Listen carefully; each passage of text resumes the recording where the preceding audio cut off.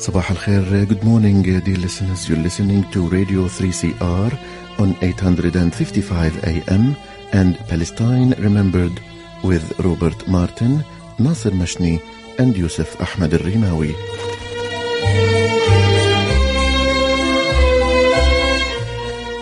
Palestine Remembered is Australia's only English language radio program that is totally dedicated to Palestine. We'd like to welcome those listening on 855 and those that will join us on podcast at 3cr.org.au.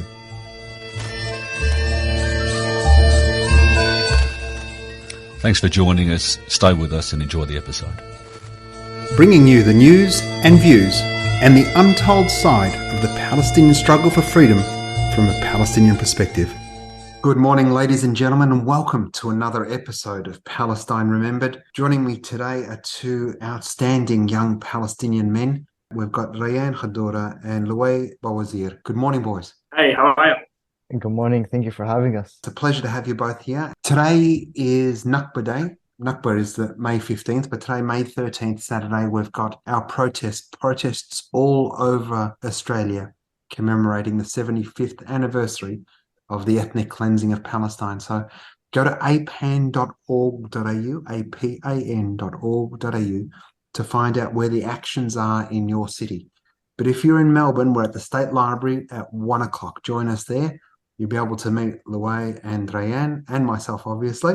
So be sure to get along to the State Library at 1 o'clock, and anywhere else in Australia, apan.org.au, apan.org.au. Rayan, why don't we start with you? Tell us your Nakba story. How did you end up in Australia?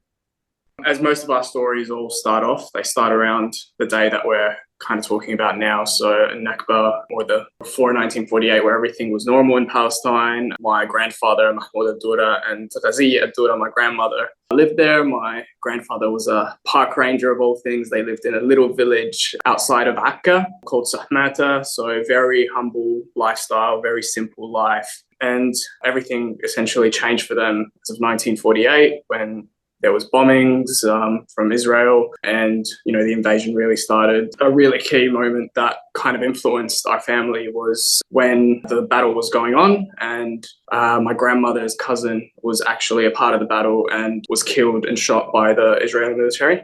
At that time, the military was trying to provoke and use different methods to, try and discourage the Palestinians and push them away. So what they did to the village of Sahmata is they actually threw the body of my grandma's cousin into the drinking well there. So obviously polluting the water source that everyone used for water. And essentially that was the sign for my grandfather and grandmother to make a move, because they had a little daughter at the time, my auntie, who was 2 years old. And for them, they felt like they needed some safety, especially thinking about a little one there. So that was their primary focus. They made that decision to leave. And, when, like all families, I imagine that you speak to at the time, when plan on leaving, it's not a matter of leaving forever. It's, okay, things are a little bit dangerous now, we'll go and we'll come back. So essentially they went with bare essentials, mostly things just to sleep on. So whether it was a couple of pillows, a mattress and some blankets, and they set off on foot with the donkey they had to help them and their little 2-year-old daughter set off walking on foot for about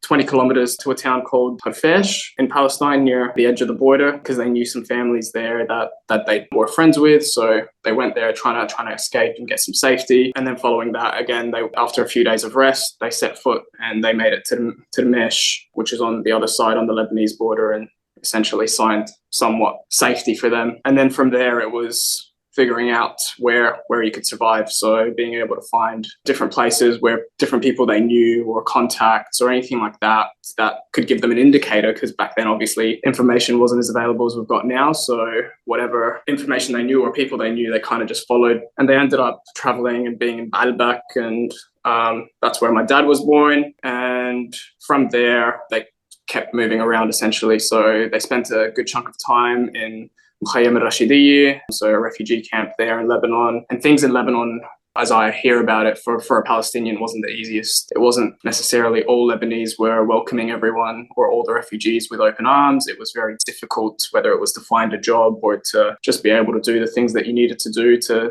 provide for a family. So there was challenges with that, and whatever money you'd saved up and you're still waiting to at some stage return to Palestine, those were continuous struggles. And, from Mukhayyam Rashidi, they ended up in Sur, and then, you've got the Lebanese civil war broke out, and there was added challenges there. And we all know about Majdatain al-Rahmani and Sabra al-Shatila and all of those challenges that happened in those areas. So again, distress following distress following distress. And so your dad was born in Lebanon? Correct. After trying a bunch of different things, going to Germany, going to Abu Dhabi, ending back up in Lebanon, he eventually made it to Saudi Arabia, where there was some form of stability for a little bit, where my brother and sister were born.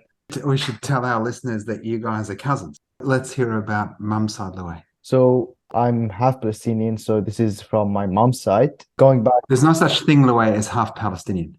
Yeah, but I also love to identify by my father's side, or my original nationality, which is Yemen too, definitely. And I'm also even proud to even call myself Palestinian or Yemeni, both at the same time. Going back also to 1948, when the first war happened, and at the time, my grandpa Ghazi was 15 years old.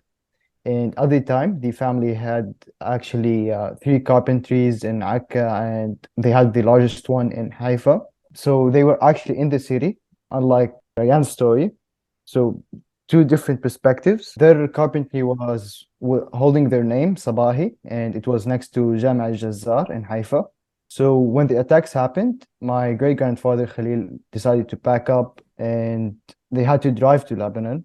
And they've also had the same belief that they'll go spend some time there where it's safe, a bit of stabilization till the war. The Palestinians win the war, and they'd go back. So at the time, my grandfather was 15 years old, and I assume, similarly to what Ryan said, is that one of the hardest things would be telling the kids that we're going back, but they would always wait for the time that they actually go back, but they never did. Unfortunately, not only the first war was lost, but my great-grandfather, and once they got to Lebanon, he was bedridden for his second stroke, and his first one happened actually in Palestine. So afterwards, he was bedridden, and my grandfather and his older brother had to work and provide for the family. In 1953, when my great-grandfather Khalil, Allah yarhamu, Tuwafa, passed away, a year later, my grandfather Ghazi decided that it was still hard to provide for the family. So he left to Saudi Arabia too.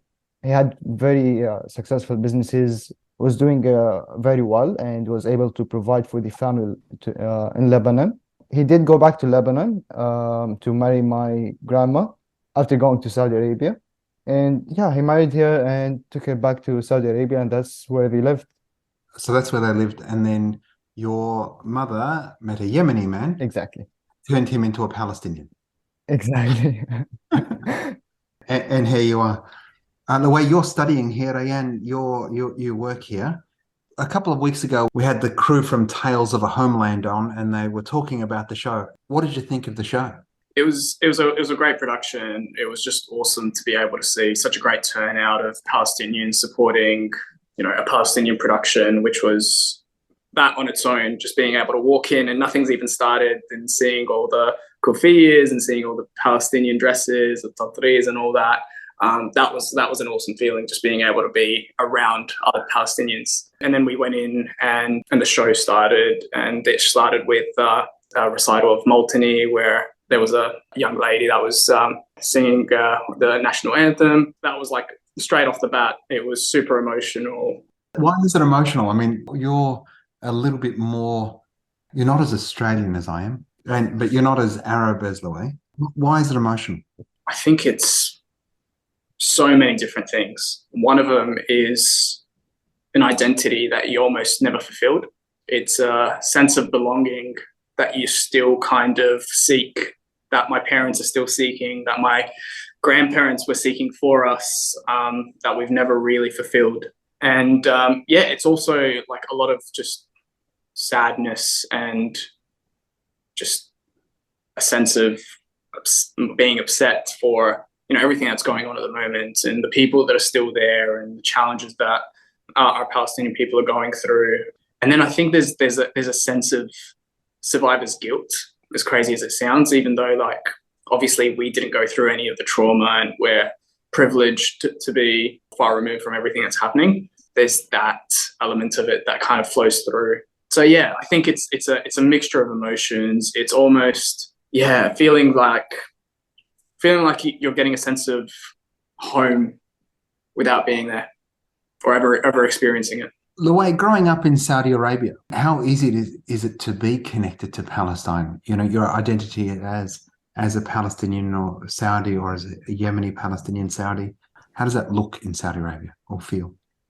So, firstly, the biggest part of it is family, of course. As I said, my grandfather moved there and got married and took his wife over there. So, we've got a great amount of family members over there. So, that's mostly comes from the feeling of having a Palestinian identity. I think one thing that I was fortunate enough to have that maybe Ryan didn't have is having the Palestinian community more as in schools, friends of friends, that they would be more common than in Australia, maybe. Of course. Is it a big Palestinian community?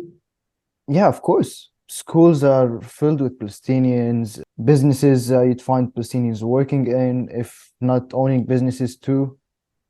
Like my grandfather owned businesses in his early years in Saudi Arabia too, up until he passed away.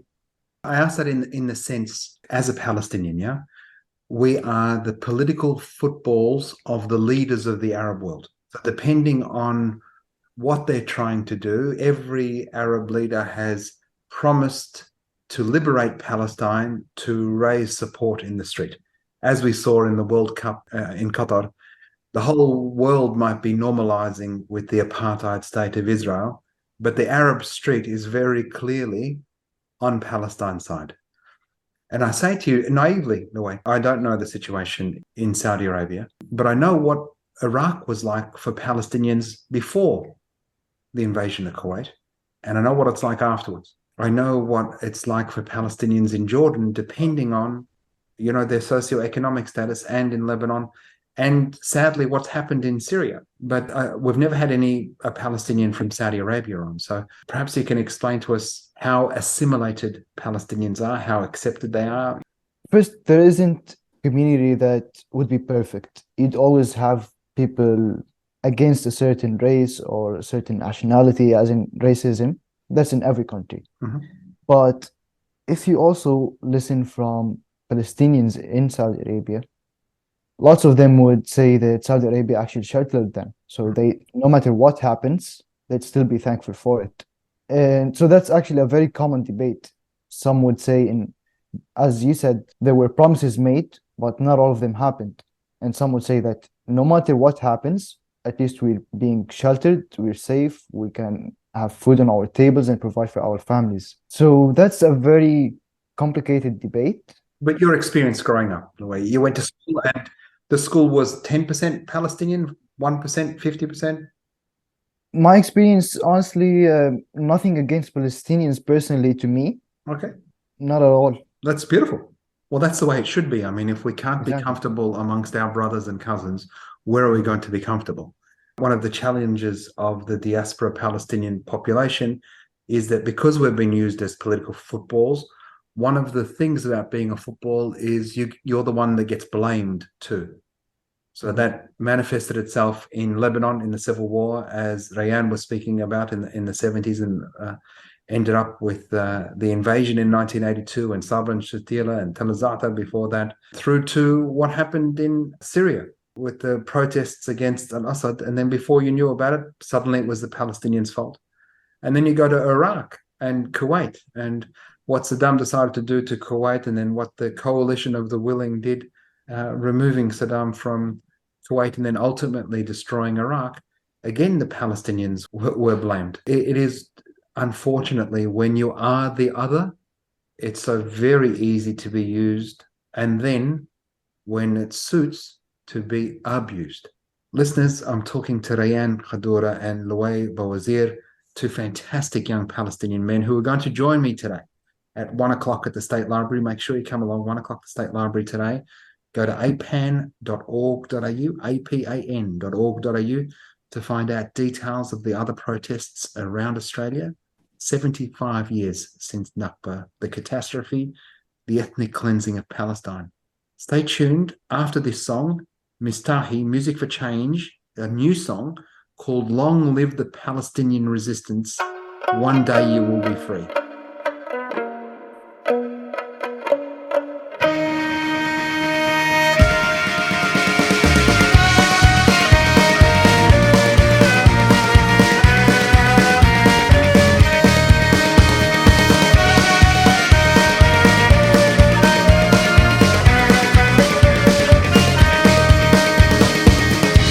Proclaimed in 1917, a settler state to be.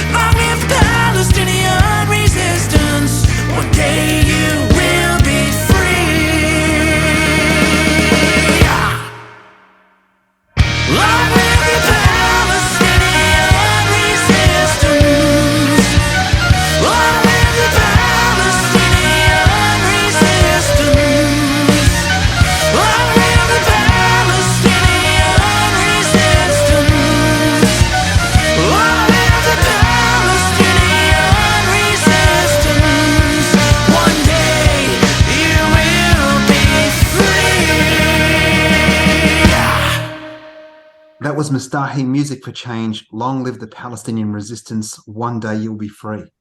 What did you think of that song, Raya? I always think it's amazing how people that are far removed from the cause or far removed from the Arab world can still empathize with the challenges that the Palestinians face. Even like we tend to not see it in mainstream media and that, so you kind of have to look for it to find it. And the fact that there's people out there that are, you know, curious enough to go deep and find out about it and still want to be involved and want to support, I think that's really incredible, and kind of gives you a little bit of hope that if there's a small minority. If there's good people like that about, then, you know, we do have a chance. I mean, we often talk about it in activist spaces about Palestine being the litmus test. It's easy to be on side of the struggle for Indigenous rights. Now, that might be something as simple as a voice, although I think a voice is not anywhere near enough. But it's easy for polite white society to be on the side of the Indigenous First Nations people here in Australia. It's easy to be on the side of the Ukrainians. Yeah, I mean, they're white people, they're nice and civilized.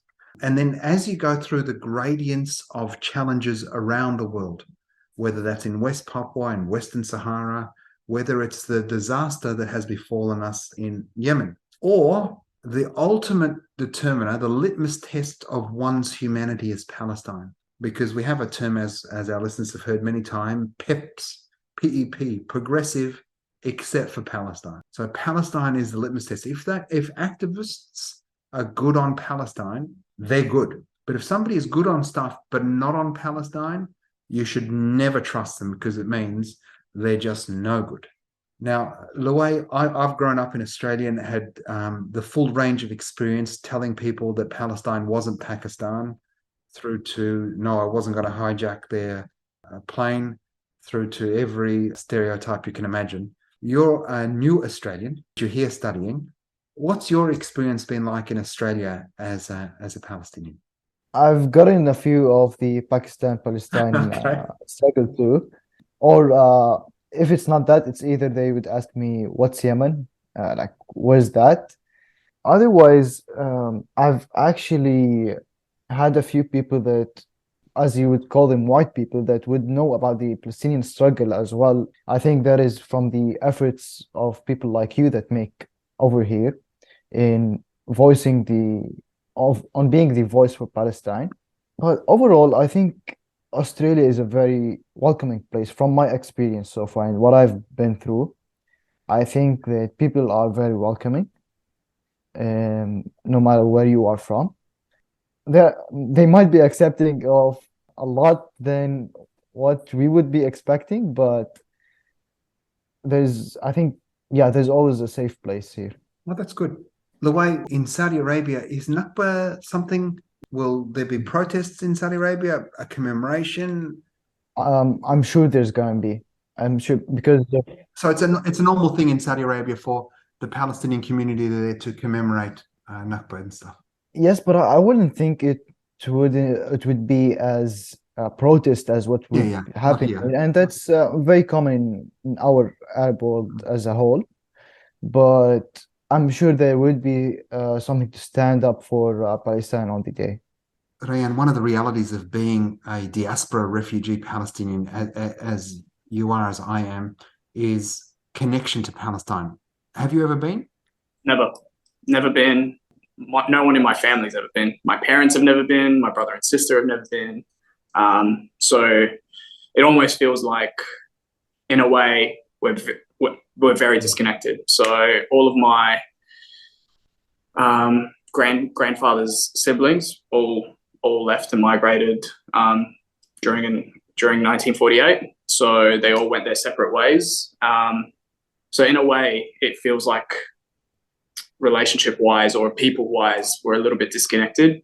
And for some reason, like there's something deep innate in me where I feel like I need to be there. I need to experience it. I need to return, even though I've never been. Like I think we've spoken about it a few times where I really want to go and understand what it's like to live in Palestine. And part of it is, being able to appreciate the cause a bit more and be able to connect to that and really be able to know what the challenges are and maybe how we can help and all of that. But there's also the personal side of things where it's finding a home where you almost feel like Australia's an incredible place and it's offered us things that no other country has, to be honest. And I was born here and I love Australia, but no matter what, there still feels like there's something missing. My dad's retired and he's probably still looking for the place where he can return to. And as much as, Australia offers that, there's still missing that connection, that place where you could just feel like you're going back home. And yeah, not having the people that you want around you, the people that you've known around you. And I think that's a privilege that a lot of other nations might have where, they can be born and they know where their grandparents were born and their great-grandparents and so on, and have that connection to that country or that land. And unfortunately, we don't. Like, I've got cousins in Africa, I've got cousins in Canada, I've got cousins in the Middle East, cousins here in Australia, and none of us have that feeling. And none of us have that connection. I mean, Louay was saying, like his great-great-grandfather is in Haifa. His great-grandfather is in Lebanon. His grandfather, perhaps in Saudi Arabia, buried, Ali Yarhamhum, God rest their souls. Every one of them in strange dirt. None of them connected to where they're supposed to be, their ancestral home and land.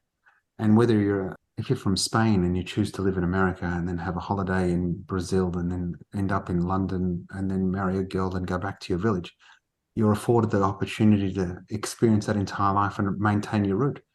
The people who don't get to do that are Palestinian. And this is the thing that Israel and its allies struggle to grapple with, is our love, our desire, our connection to our land, and how it's unbreakable. And it's unbreakable because Indigenous people are of the land. They're inseparable from that connection. And whilst they expelled us and killed us with massacres and chased us out of our homes, we're all going back. We're all going home. Now, some people might choose not to, like that Spaniard might stay in London, but nobody can say to both of you guys who are yet to be married, two single, good-looking guys, that your unborn children can't go to Palestine. You can't give away their right. Yeah, and I think actually one of the struggles we go through, and it's actually one that has been on my mind for a couple of times, but now that Ryan mentions it, it's for us to settle in a place, you have to either choose between education, safety, or family. So you have to always sacrifice one thing in order to live in a country. That's a beautiful way to finish the show, Louay. Thank you so very much. We've been joined by Louay Bawazir and Rayan Khadoura. Thank you, boys. Thanks, Nasser. Thank you. Thanks for having us. It was a pleasure. It's been a real pleasure. Thank you so very much. Don't forget 1 o'clock today at the State Library, apan.org.au, for where your actions are around Australia. Go to the website, you'll find a link for Mistahi's new song, Music for Change. Long live the Palestinian resistance. One day you will be free. Thanks for listening. Share the podcast. And remember, there's never been a better time for a free Palestine.